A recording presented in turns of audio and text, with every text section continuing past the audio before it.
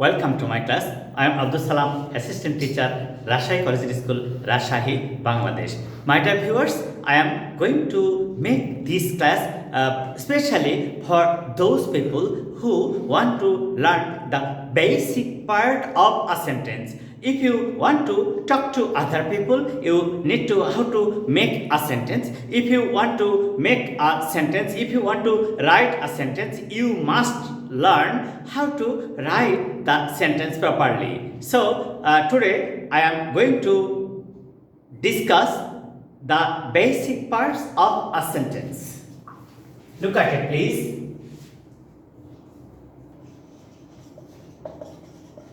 আচ্ছা, এই যে একটা সেন্টেন্স, আমরা এই সেন্টেন্সটা কিভাবে তৈরি করছি, এই সেন্টেন্সটা কিভাবে সৃষ্টি হলো, এইটা ব্যাখ্যা দেওয়া কিন্তু আমাদের মূল উদ্দেশ্য।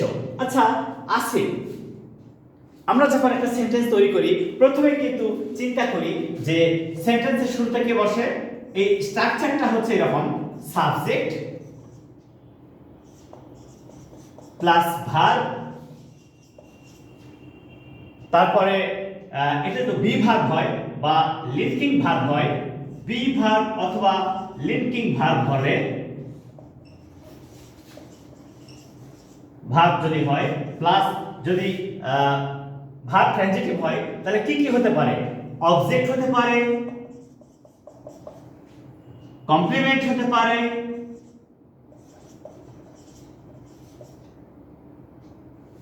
অবজেক্ট হতে পারে, কমপ্লিমেন্ট হতে পারে, আবার এক্সটেনশন হতে পারে। এই এত প্রকারে একটা সেন্টেন্স তোমরা তৈরি করতে পারবে ইচ্ছা মতো। আচ্ছা, আসিফ এটা হচ্ছে subject. Asif is the name of person, Asif is the name of a boy. তাহলে কে আসিফ? আসিফ কি? Asif is a student, Asif একজন ছাত্র। এই যে এটা হচ্ছে বি ভার্ব, এই ক্ষেত্রে এটা লিঙ্কিং ভার্ব, এটা লিঙ্কিং ভার্ব। আচ্ছা, এই যে আসিফ সাবজেক্ট, এই ইজ হচ্ছে ভার্ব। তাহলে এখানে কি? Asif noun, noun is the name of anything. Noun is used as the subject of a sentence, as the object of a sentence, sometimes as the complement of a sentence. As is the verb, so student is complement. এটা হচ্ছে complement, এটা কিন্তু object নয়, এটা object নয়, এটা হচ্ছে complement. Asif is a student, Asif একজন ছাত্র, আসিফ একজন ছাত্র। তাহলে আসিফ সাবজেক্ট, ইজ হচ্ছে লিঙ্কিং ভার্ব বা বি ভার্ব, তার কমপ্লিমেন্ট হচ্ছে স্টুডেন্ট। আর এই যে অফ ক্লাস, এটা নাউন, অফ হচ্ছে প্রিপোজিশন, এই অফটাকে প্রিপোজিশন। আচ্ছা, প্রি অর্থ পূর্বে, পজিশন অর্থ অবস্থান। তাহলে কেমন হলো? যে ওয়ার্ড সেন্টেন্সে নাউন অথবা প্রোনাউনের পূর্বে বসে ওই ওয়ার্ডের সাথে তার পরবর্তী অংশের সম্পর্ক সৃষ্টি করে, তাকে কিন্তু আমরা বলি preposition. So here as if subject is be verb or linking verb, student noun but complement, student noun but complement of this verb, and of preposition because of has taken place before the noun class noun. Which class? Class 7, class 7 এর কিসে হলো? এই নাউনটার পূর্বে of বসে এই স্টুডেন্টের সাথে ক্লাসের সম্পর্ক সৃষ্টি করে দিল, তাহলে এটা হচ্ছে প্রিপোজিশন, এটা নাউন। আচ্ছা, এইটা একটু দেখবো আমরা। হু, কে? Asif.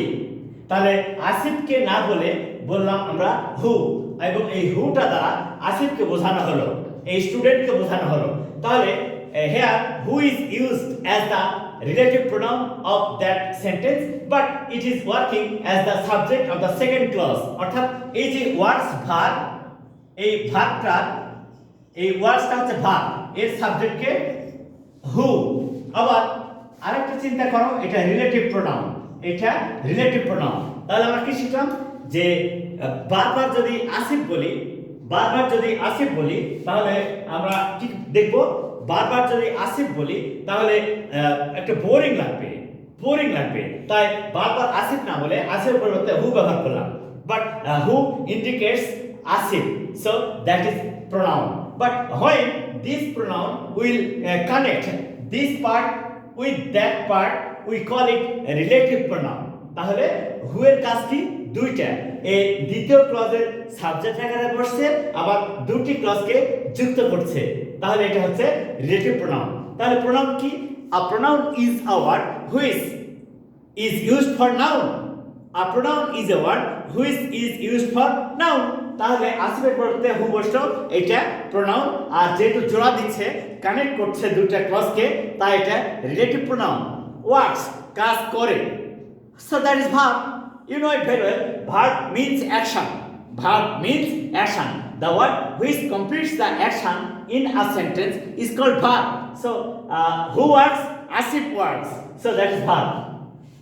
Acha, how? How? Hard. Adverb. Adverb. Asif works hard. Asif কঠোর পরিশ্রম করে. So that is adverb. To cut, to preposition, cut verb. এটা preposition আর এই কাটটা হচ্ছে verb। তাহলে কি হলো? এটা নন ফাইনাইট ভার্ব। এটা নন ফাইনাইট ভার্ব। কেন? ভার্বের বেস ফর্মের পূর্বে টু বসালে, ভার্বের বেস ফর্মের পূর্বে টু বসালে টু প্লাস ভার্বকে ইনফিনিটিভ বলে। ইনফিনিটিভ নাউনের মতো কাজ করে।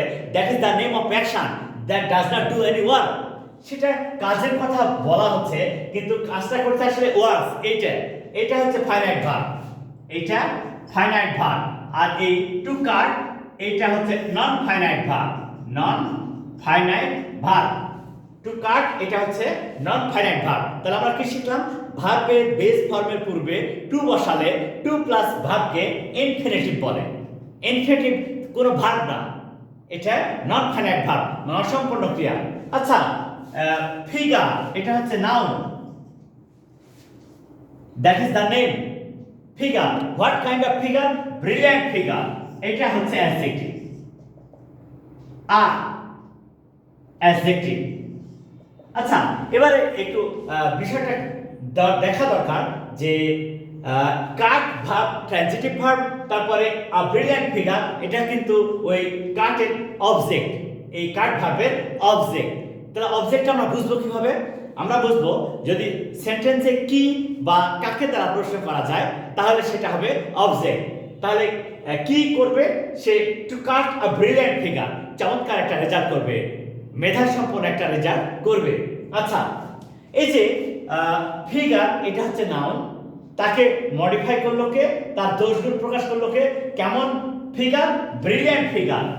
এই ব্রিলিয়ান্টটা হচ্ছে অ্যাডজেক্টিভ, কারণ এই ফিগারটাকে কোয়ালিফাই বা মডিফাই করছে এই যে ব্রিলিয়ান্ট, এই অ্যাডজেক্টিভটা।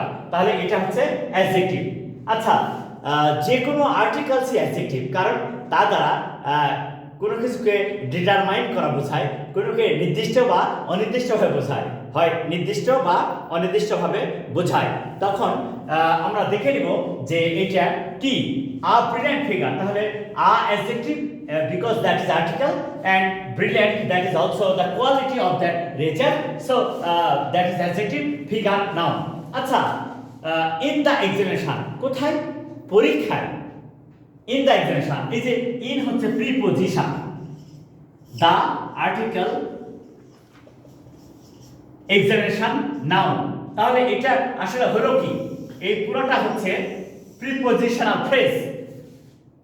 এই সমস্তটা মিলে হচ্ছে প্রিপজিশনাল ফ্রেজ। তাহলে কি?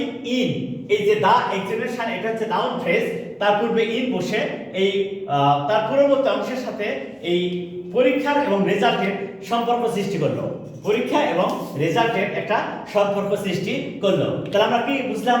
সহজে বুঝতে পারলাম যে প্রিপজিশন এই নাউনের পূর্বে বসে তার এই দা এক্সামিনেশনের সাথে এই আসিফ এবং তার রেজাল্টের সম্পর্ক সৃষ্টি করছে। কোথায়? পরীক্ষায়। তাহলে আশা করি এখানে তোমাদের আর কোনো সমস্যা নেই। তাহলে আমরা কি শিখলাম? Noun, noun is the name of anything, কোনো কিছুর নামকেই নাউন বলে। তারপর কি শিখলাম? Verb, verb means action, the word which completes the action in a sentence is called verb. তারপরে কি শিখলাম? Pronoun, A pronoun is a word which is used for noun. নাউনের পরিবর্তে যেহেতু বসছে তাই সেটা হচ্ছে pronoun. Then adverb. Why? Adverb indicates the manner of action, the situation of action, the time of action, the place of action. So it is adverb. When the verb base form will take to before it, we call it non-finite verb and infinitive. তাহলে to plus verb কে আমরা বলবো infinitive. Adjective figure. What kind of figure? Brilliant. That is adjective. Figure noun. In preposition the adjective examination noun.